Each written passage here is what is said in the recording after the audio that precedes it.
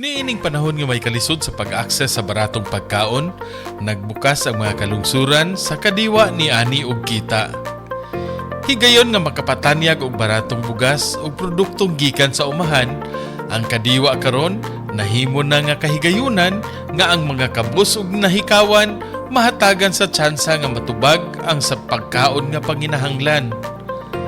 Presko nga mga utanon, labas nga mga isda gikan sa kadagatan ug mga fish ponds nga ang presyo gipasalig nga mas barato kaysa gibaligya sa mga kamerkaduhan.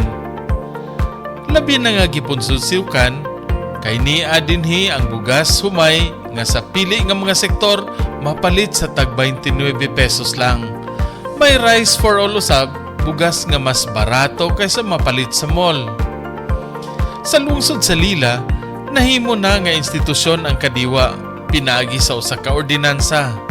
Duha ka hugna sa kadiwa sa matag buwan ang ilang giplastada, kahigayunan sa mga mag-uuma sa lungsod nga makapamaligya. Gawa sa mga mag-uuma o mangingisda, ang mga micro, small ug medium enterprises makapakita sa ilang mga bakong produktong namugna. Oportunidad nga makasuporta ang gobyerno sa mga gagmay nga negosyo, ang kadiwa unta sagupon sa tanang kalungsuran isip regular nga mga merkado sa mga produkto nga mapalit sa mas barato nga presyo. Gikan diri sa kadiwa ni ani at kita sa Lila. Ray Anthony Chu, PIA Bohol.